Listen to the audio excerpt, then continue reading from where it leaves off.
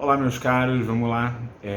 Eu sou Rodrigo Rainha, eu estou aqui participando hoje do canal do Programa de Estudos Medievais da UERJ, do qual eu faço parte com muito orgulho, e o pedido que eu recebi é um pedido que vai ser recorrente nos próximos dias, muitos debates, muita coisa legal, é que a gente pudesse estar falando um pouquinho sobre as raízes medievais do conflito, da questão da Rússia e da Ucrânia. E por que isso é importante? Não porque seja uma verdade, mas porque da maneira como é elaborado, parece que nós temos um discurso histórico de quem tem direito, por origem, a um determinado território. A gente vê isso no discurso do Putin, a gente vê isso em contradições referentes a partidos ultranacionalistas da Ucrânia. E quando a gente tem esse discurso sobre história, a gente lembra qual é o papel e qual é a dinâmica da história. Diferente daquilo que muita gente imagina, história não é uma reconstrução idealizada do que aconteceu. História é necessariamente o debate e o estudo das relações do homem com o tempo. E essa relação com os homens e o tempo, ele cria discursos de legitimidade, discursos de poder que são fundamentais. Basta, por exemplo, a gente pensar nas questões relacionadas à Segunda Guerra Mundial, as questões relacionadas à criação do Estado de Israel, questões relacionadas à própria história do Brasil e à definição de fronteiras da América Latina. Essa ideia de você recuperar dentro de um discurso histórico uma verdade é o primeiro ponto fundamental para que a gente possa perceber. Independente daquilo que a gente estude, a gente está utilizando aqui alguns materiais muito clássicos. Eu gosto, por exemplo, do Passagem da Antiguidade ao Feudalismo, do Perry Anderson, em que ele faz essa discussão ao leste do Elba. Eu utilizo materiais dos grupos que estudam a Bizâncio, mesmo materiais muito interessantes, são muito clássicos, como o do Vicelli, são materiais do Anglode, são materiais que ajudam a gente a entender o conjunto dessas relações, tentando se afastar das paixões, que aliás é um dos grandes problemas que a gente tem quando a gente estuda e quando a gente debate história. O lidar com determinadas paixões e querer se filiar a determinadas posições, que é factível e necessária ao historiador, mas que a gente não pode ser intelectualmente sem fazer uma análise, sem fazer um estudo devido sobre aquelas relações. Então vamos lá. Com base nesses materiais, o que a gente percebe? Há um entendimento de vários autores, e o Anderson é um deles, que quando a gente vai estar estudando as regiões da área de influência do Império Bizantino, essa área de influência ela tem várias gradações diferentes, desde aqueles que se entendem como continuadores do Império Romano, até grandes áreas de circulação que se formam no entorno desse Império Bizantino. Essa relação, por exemplo, vai mudar ao longo do tempo. Uma coisa é eu ir lá atrás, quando eu estou pensando em Justiniano, recuperar a antiga Roma, e Justiniano está olhando para o Mediterrâneo. Uma outra coisa, por exemplo, quando eu vou pensar na dinastia dos Basílio, e vou estar observando no entorno do século IX, em torno do século X, uma tentativa de reorganizar determinadas aristocracias e forças militares que vinham negociando com a chegada nesses grupos nas fronteiras, que vinham trocando com esses grupos, e você vai tentar uma imposição mais forte, mais intensa. Para quem não está acostumado com esses espaços, a gente pode pensar no mapa, e quando você olha esse mapa, você tem o grande rio Elba. O rio Elba, ele justamente seria um limite entre as áreas mais próximas a Bizâncio e essas áreas de influência bizantina para além daquele espaço. Por favor, não tomem isso a ferro e fogo. Quando a gente passa a lidar com essas relações políticas, o que a gente passa a notar? As dinastias bizantinas vão trabalhar com o modelo pelo papel do comércio, pelo crescimento do porto, pela manutenção obtida, em que boa parte do tempo eles vão estar negociando com esses grupos do entorno e utilizando esses grupos como mercenários. O caso de Oleg, por exemplo, muito vinculado à ideia dos Rus, onde ele está colocado dentro dessa relação, é um bom exemplo para a gente entender isso. Quando a gente está no século X para o século XI e a gente tem a dinastia dos Comneno, a gente sabe que os Comneno vão manter parte dessa estrutura e vão se aproximar de alguns grupos que vão ser fundamentais.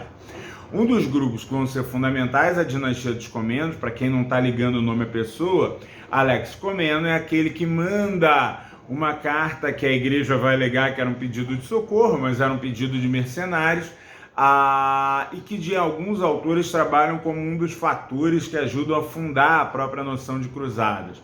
Cruzada é uma visão ocidental.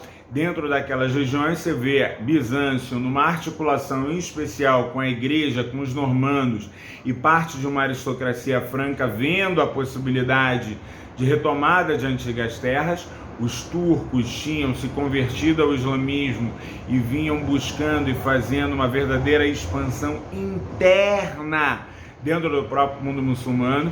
A gente sabe, por exemplo, que os turcos seljúcidas eram muitas vezes tidos como inimigo ou como um problema para outras dinastias de origem, de tradições abássidas, para outros emirados, para emirados e para dinastias, por exemplo, relacionadas às tradições fatímidas, entendeu? Fatimidas, e você tem ali uma noção que é muito complicada. Então dá uma olhada no tabuleiro do cenário. Eu tenho na Anatólia os turcos, eu tenho Bizâncio presente, eu tenho ao norte do Elba uma presença dos russos, eu tenho uma marcha dos normandos, eu tenho o estabelecimento dos búlgaros, que no século anterior, Bulgarano vai estar chegando e vai negociar com Bizâncio, vai ganhar bastante de Bizâncio, vai lutar com Bizâncio. Você tem grupos eslavos diferentes se colocando de maneira diferente, cada um tem uma história fantástica que a gente pode estudar. Então você vai ver toda essa movimentação ao leste do Elba lidando com as aristocracias bizantinas, ora tentando manter o poder, ora tentando se afastar dessas relações de poder. Basílio versus Comneno, um bom exemplo. Basílio, a dinastia dos Basílio tenta fechar, tenta manter, Nicéforo. Você já vai ter uma lógica com os Comneno de estar tentando essa negociação.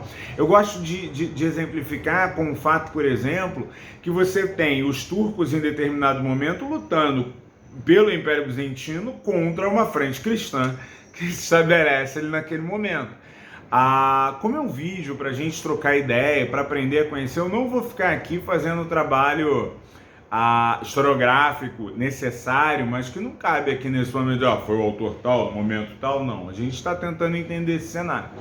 Quando a gente está em torno do século X para o século XI, então esse cenário tem o fenômeno cruzadista, século XI, XII principalmente, a presença de reinos cristãos na porção oriental. Você tem disputas que estão sendo colocadas e uma movimentação desse próprio mundo muçulmano. A gente pode chamar a atenção de Salah ad-Din, a gente pode chamar a atenção do crescimento do retorno, a retomada de Jerusalém, a manutenção da fortaleza de Acre, a invasão do Chipre.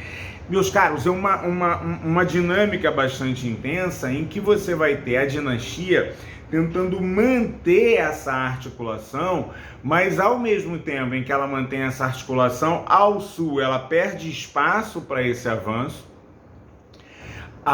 e ao norte você passa a ter uma dinâmica nas regiões do Mar Negro, a leste, em que você tem uma grande área de influência, uma presença enorme da igreja ortodoxa, né, como a gente vai chamar ali pelo ápice, uma igreja fundamental naquele momento, e é ainda hoje a força da ortodoxia, e essa área de influência da ortodoxia ainda é maior muitas vezes que a área política. Você vai ver uma presença do cristianismo, uma presença dessas tradições às vezes mais forte do que somente a própria tradição política. Quando essas disputas estão chegando, já no século XII, no século XIII, novos ingredientes chegam.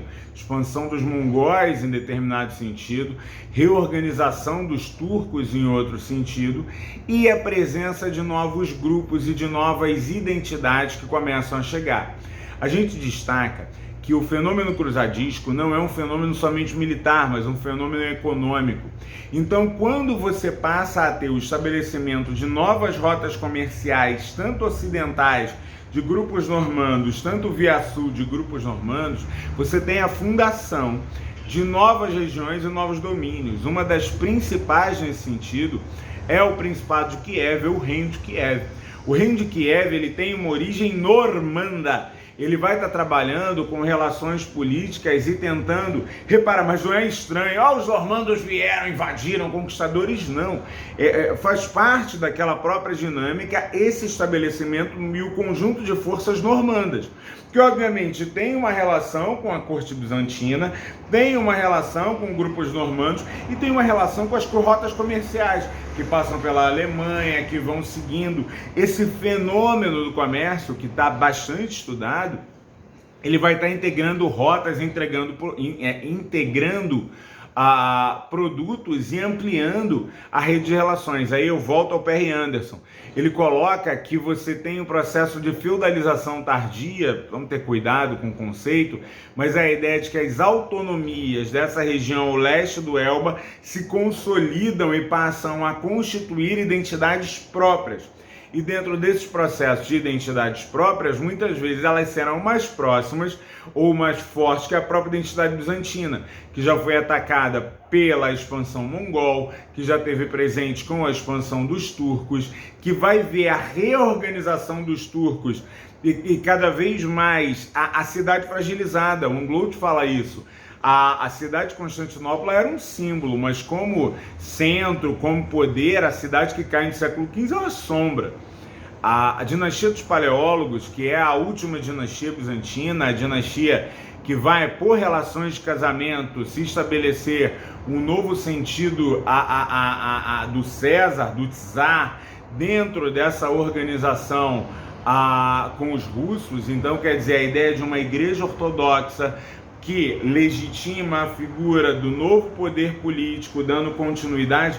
Isso não está só ali, não. Isso vai aparecer entre os romenos de uma determinada forma, isso vai aparecer em áreas diferentes do que hoje a gente chama de Sérvia, Croácia. Então você tem uma dinâmica política em que essa continuidade do cesarismo, como a gente viu em outros momentos, ela vai estar presente, mas a Rússia se apropria disso de maneira muito intensa. Essa apropriação russa é quem vai de alguma forma garantir uma certa liderança. Mas repara, não imaginem que é um domínio pronto.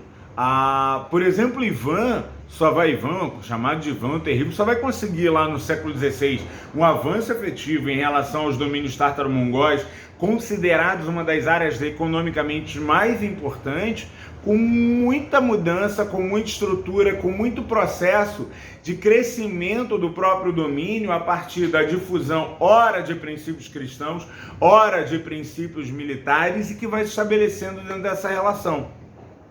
Diferente do que a gente vai passar a entender com essas antigas áreas. Você vai ter cada vez mais identidades singulares se estabelecendo. Essas identidades singulares a gente vai ver numa organização da Eslováquia, a gente vai ver numa organização de tchecos, a gente vai ver numa organização de Estônia, de Letônia. Você vai ver essa organização, por exemplo, estabelecida no entorno de Kiev. As relações com Kiev não eram entendidas historicamente como uma relação vinculada a essa expansão russa. No entanto, a partir do momento que os russos consideram que é uma sequência do próprio czarismo, você consegue entender como, de alguma maneira, essas identidades se esbarram. Esses são os fenômenos que a gente tem, e só algumas ideias relativas ao período da Idade Média.